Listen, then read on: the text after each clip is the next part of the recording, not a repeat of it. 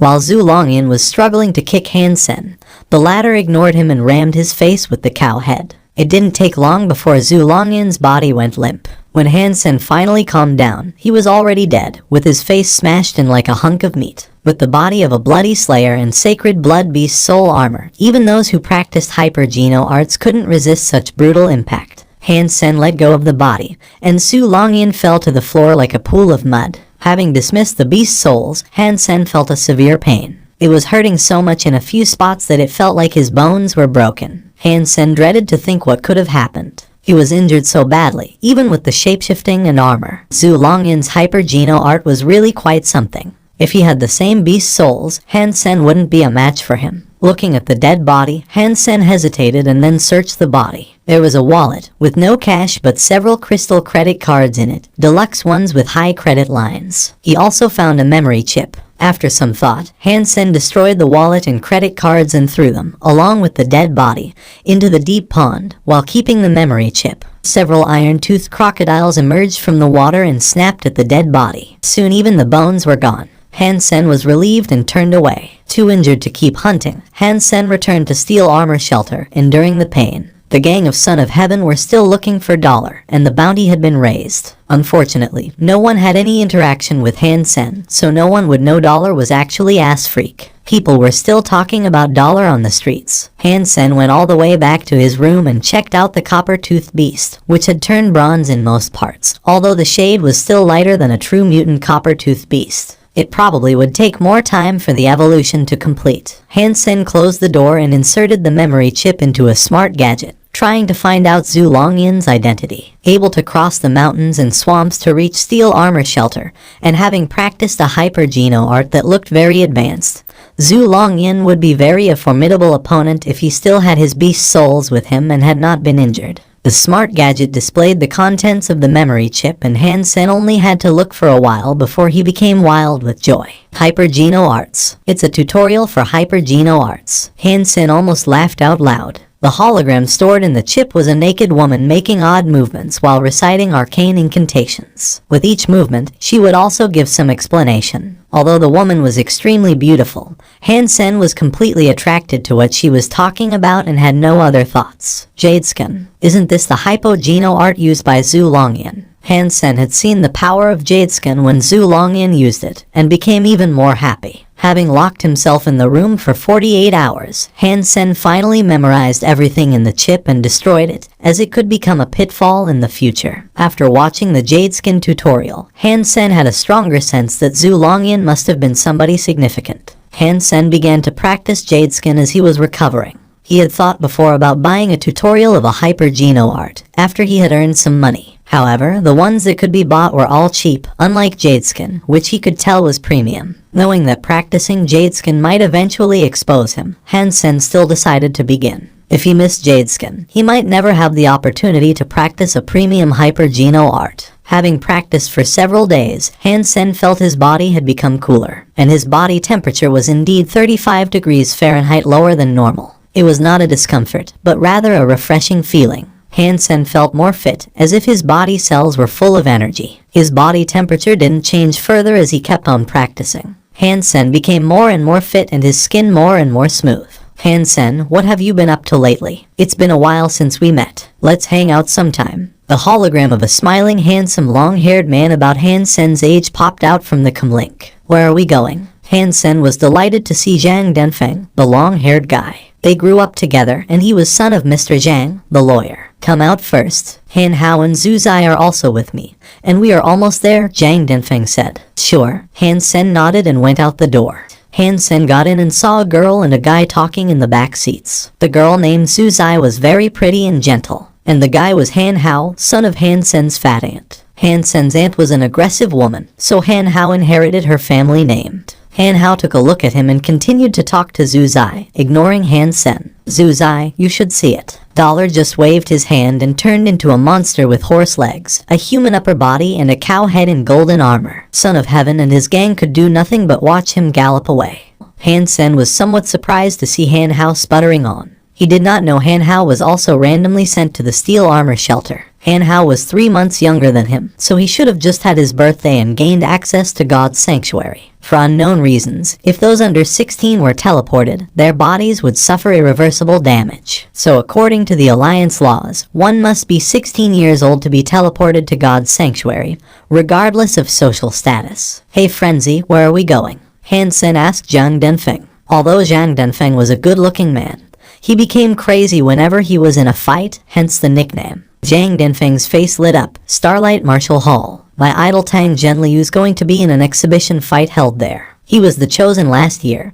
and his broadsword skills are so fierce. Zhang Denfeng was full of yearning. In this era where everyone was focused on evolution, stars no longer came from acting, singing, sports and esports, but from fighting. In God's sanctuary, once every year the martial hall of each shelter would open at the same time, and those in the top 100 could have their names on the martial steel in the martial hall. The champions from each shelter would be eligible to compete among themselves, and the same happened in all 4 phases of God's sanctuary. The top 10 from each phase could have their names on the sacred steel, which was public to everyone in the same phase, and gain the title The Chosen. And the 10 chosen would become the hottest stars of the year. In recent years, Qin Xuan had always been the champion of steel armor shelter, but her name was never on the sacred steel, so she was never among the top 10 of First God's Sanctuary. Ranking number 5 last year, Tang Zhenliu was known for his fierce broadsword skills. He was very popular among young people and even more well-liked than the top 4. He was paid as high as 10 million Levo dollars for any exhibition match. Knowing his popularity, Han Sen was nevertheless shocked when he saw a full house at Starlight Martial Hall,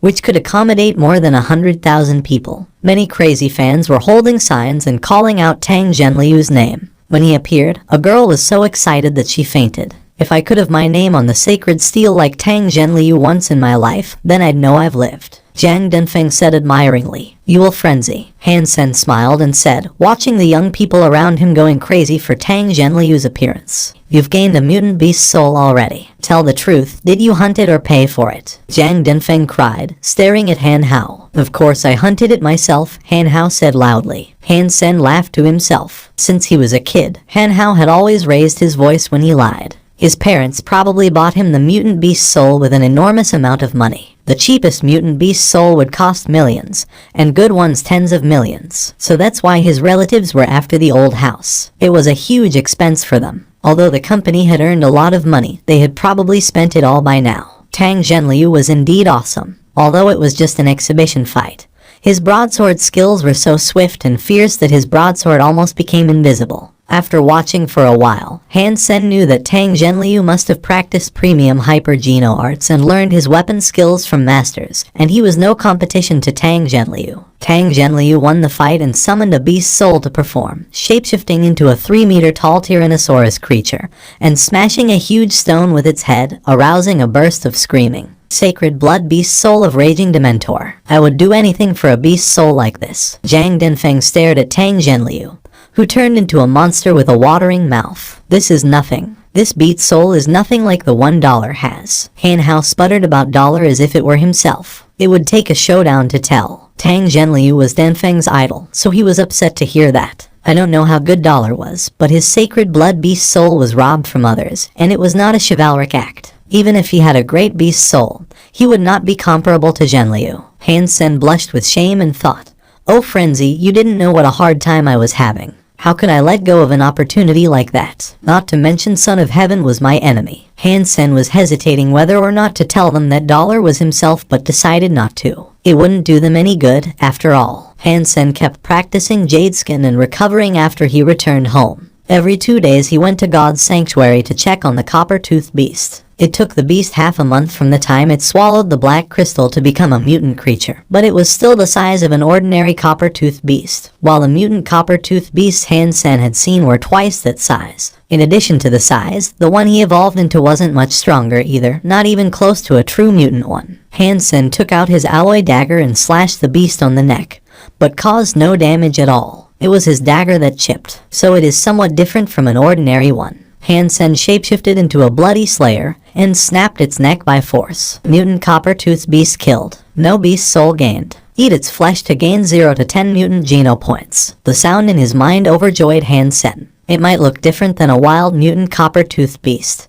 but it was fine as long as it was indeed a mutant creature. Suzayo Kao was depressed these days. King Xuan asked him to find Dollar, but he didn't know Dollar any more than she did, so what was he supposed to do? Early in the morning, Suzayo Kao was tripped by something and fell flat on his face. Who is this F-cur that placed a stone in front of my room? He's dead if I find out. Even more depressed than before, Zio Kao saw that there was something under the stone. He took a closer look and found a note in a bundle. The note said, goods worth 50,000 delivered. We are square. If you want more, come to Zephyr Valley tomorrow. Cash only. Although there was no signature, a coin was drawn at the lower left corner, making clear who it was from. Dollar. Suzayo Kao was thrilled but didn't make a sound this time. Looking around and seeing no one, he took the bundle and note and closed the door. Suzayo Kao carefully opened the bundle and saw a long strip of meat jerky the size of 2 or 3 bites. Suzayo Kao chewed up the meat jerky and swallowed. Mutant copper-toothed beast flesh eaten. 1 mutant geno point gained. The voice in his mind surprised Zio Kao. Mutant copper-toothed beast flesh. So it was hunted by Dollar. He must have more now that he asked me to bring cash to Zephyr Valley. Thinking of this, he got even more excited that he could bring King Xuan's message to Dollar and buy mutant flesh from him at the same time. Early in the morning, Suzayo Kao set off to Zephyr Valley. He waited from early morning to noon but didn't see Dollar coming.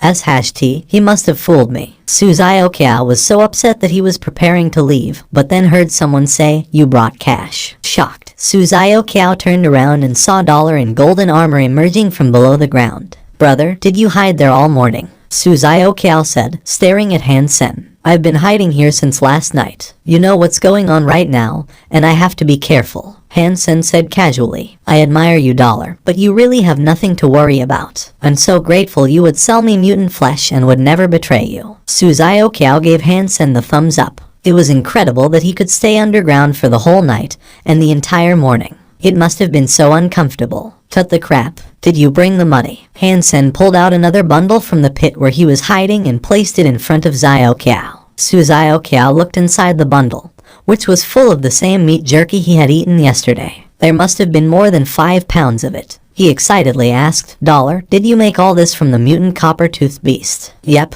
an entire mutant copper-toothed beast is right here. 2 million, and no bargaining, Han Sen said. Well, 2 million is fine. Suzayo Kao handed 2 stacks of 10,000 notes to Han Sen, but doubted whether the entire beast was really there, as there should have been more meat. Han Sen noticed his doubt, took the money and said, this meat jerky is made in traditional ways, so it shrank a bit. Rest assured that the whole beast is here. Han Sen made the copper-toothed beast into meat jerky so that no one would wonder why the beast was so tiny. Of course I trust you. Suzayo Kao paused and said, Dollar, you should know that I work for King Xuan. She has a message for you. She wants to buy the sacred blood beast soul and golden axe you gained the other day, and she could offer you a good price. Oh, what is the price? Han Sen was interested in selling the golden axe, as it was not that portable. He hadn't found a chance to use it, so it was still buried. You will have to figure this out yourselves. I'm just the messenger. Suzayo Kao shrugged and said, if you meet with King Xuan, tell her if she really wants to buy it. She can name a price and you can bring it to me.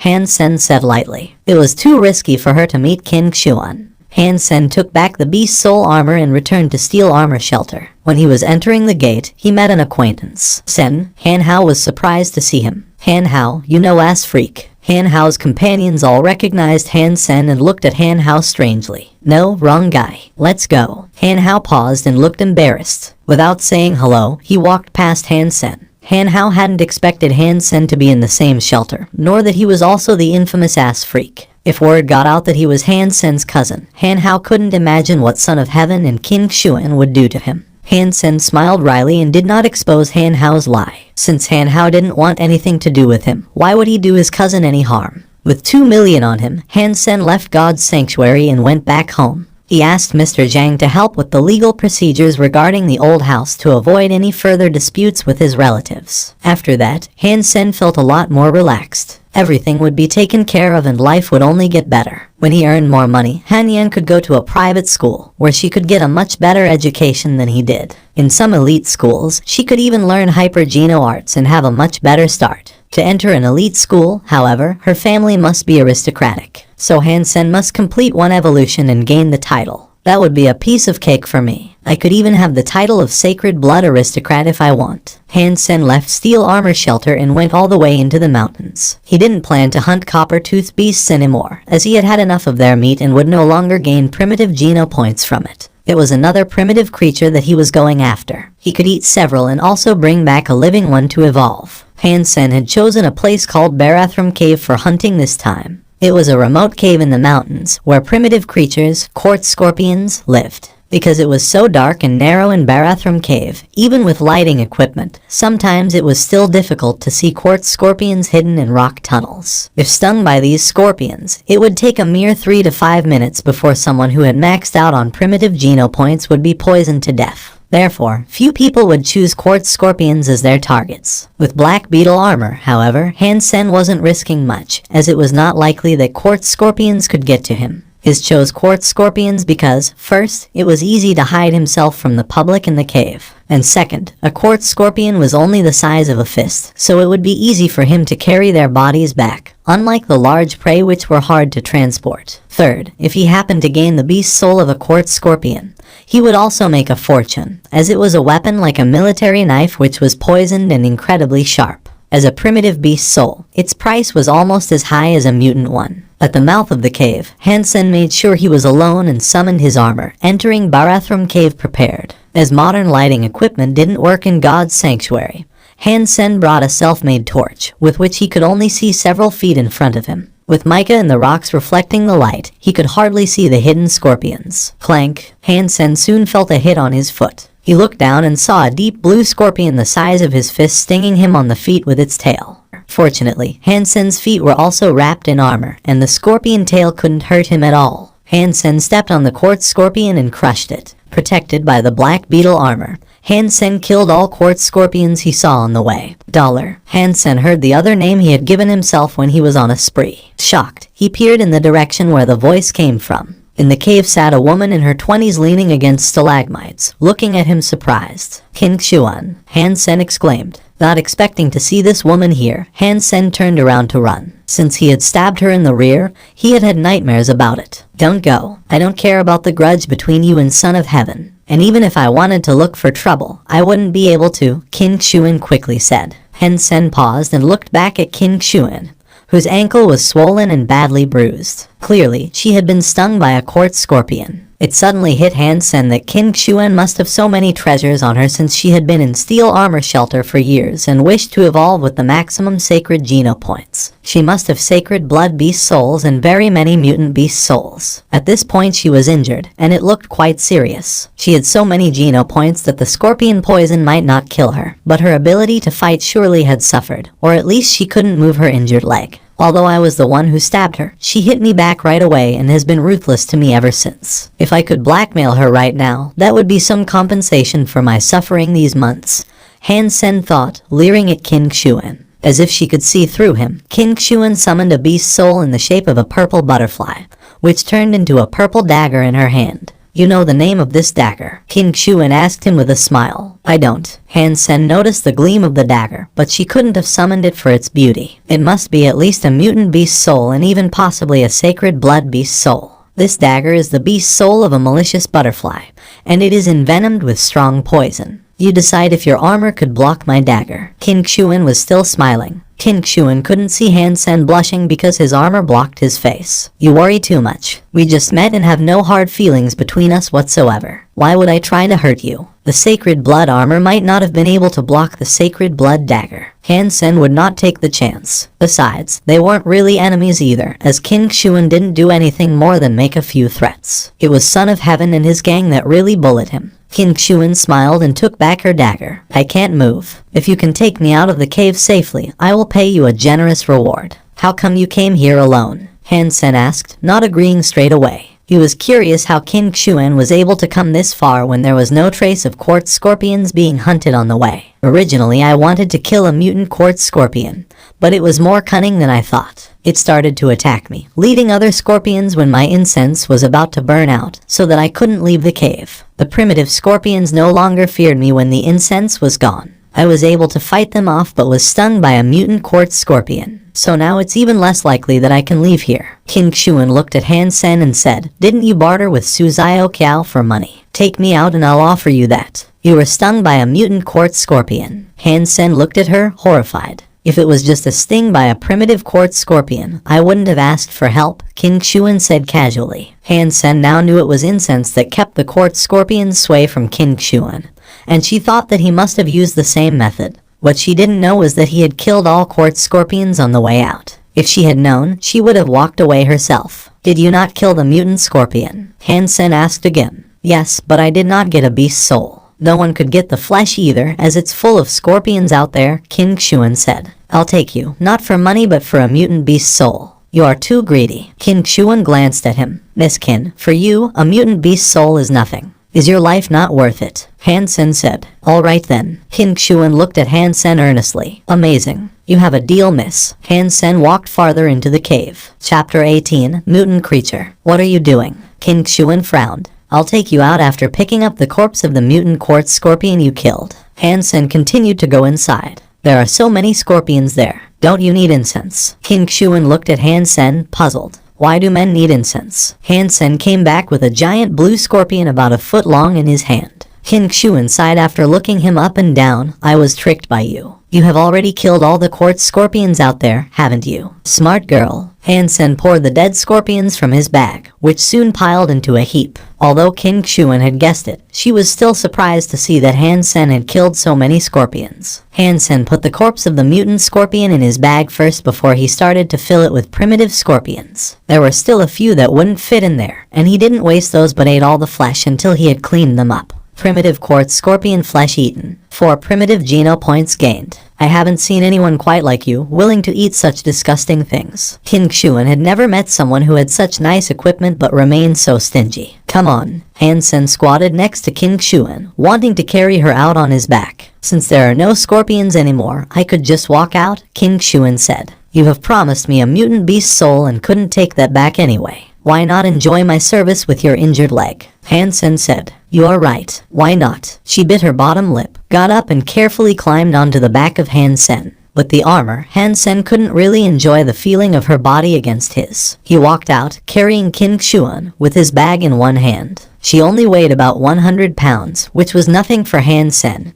who had already gained quite a lot geno points. They emerged from the cave in no time. Where are you going? Asked Han Sen. Back to the shelter, King Xuan said. Han Sen no longer spoke and carried her towards steel armor shelter. After an hour, he let her down. It is not too far away from the shelter now, and people pass by here all the time. Wait for a while, and then ask them to bring you back. Han Sen extended an empty hand to King Xuan. Now, my mutant beast soul. I have asked Su Zhao to send a message. Would you sell me the sacred blood beast soul and gear? King Xuan didn't hesitate before she handed over a mutant beast soul in the shape of a black cat to Han Sen. What is your offer for the golden double-edged axe? Han Sen asked. 2 million. That is a piece of sacred blood gear, while 2 million won't even get you a mutant beast soul. Han Sen frowned. Sacred blood gear is very nice, but you can't take it to the real world, while beast souls could be used outside God's sanctuary. That explains the price. If you would sell a sacred blood beast soul, I'd give you 20 million, explained King Xuan. A mutant beast soul, plus 2 million, Han Sen said. A mutant beast soul is out of the question. I'll give you 5 million. Flesh of 2 mutant creatures and 2 million. You are asking too much. Final offer, 6 million. After all, you can't take it outside, King Xuan said.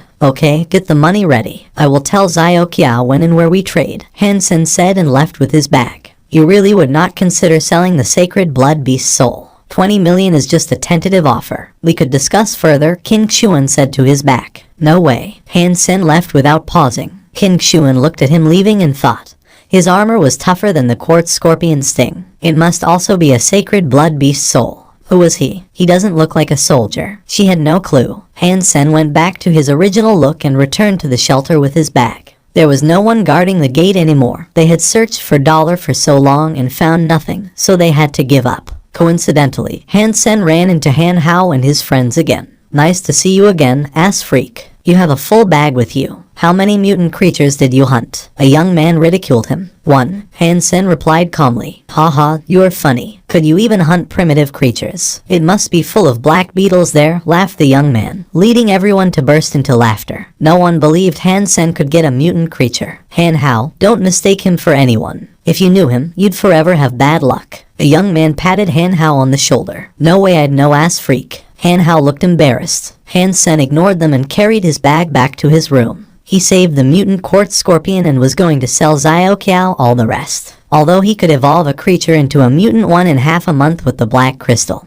he'd rather use the crystal to get sacred blood creatures. In the middle of the night, Hansen placed a bag of dead quartz scorpions and a note at the door of Su Xiaoqiao's room before knocking a few times. Then he hid in an alley close by and made sure Xiaoqiao took the bag and note inside. It turned out to be a nice collaboration, and Hansen got the 6 million promised by Qin Xuan and another 80,000 for the scorpions. He went back to his room with boxes of cash and almost jumped with joy. Even when his father was still alive, he had never seen so much money at once. Hansen left God's sanctuary with the money, since the only thing he wanted to do right now was to share the joy with his mother and sister. Their adversity had finally ended. The 2 million he earned before was all used on solving the issue of the old house, and he could eventually have the 6 million to himself, which was a totally different feeling. Although the money was not even enough for the rich to buy a luxury airplane, for Hansen it was already the most money he had seen in his life. Mom, Yan, I have something to show you. Hansen pulled them into his room and poured the cash onto his bed.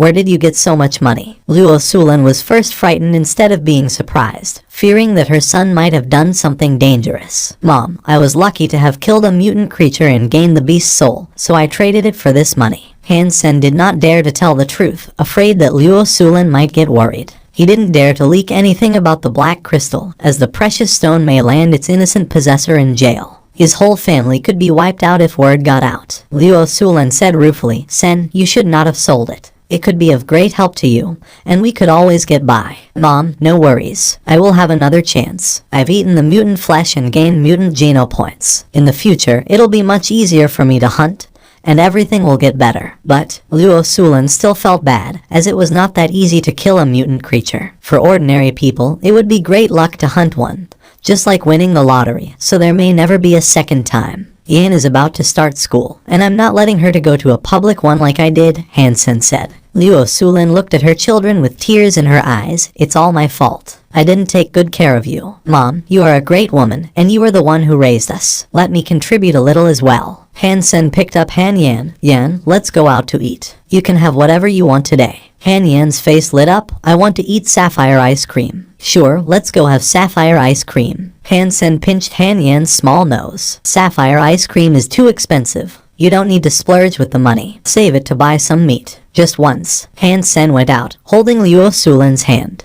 Don't tell others you have hunted a mutant creature or you sold a mutant beast's soul. I don't want anything bad to happen to you. Luo Sulan urged her son. Since Hansen's father had the accident, Luo Sulan had changed. She no longer wanted Hansen to be in charge but just to be safe. Mom, relax. I will not say a thing. You keep the money and decide what to do with it. Hansen went out of the house holding his sister with one hand and his mother with the other. Sapphire ice cream was famous throughout the Alliance and was also very expensive. Even the cheapest type cost more than 10,000. Their neighbors' kids were always having sapphire ice cream, and Hansen also had tried it a few times when he was younger. However, when Han Yan was born, they were already bankrupt, so they couldn't afford such luxuries anymore. Having the impression that the ice cream was delicious, Hansen could no longer remember what it tasted like. When the three came to Sapphire, all the seats were taken, and there was a long line to buy ice cream. Let's go upstairs. Before Hansen entered the store, he saw through the window that the second floor was almost empty, so he thought the ladies could go upstairs and have a seat while he would stand in line alone.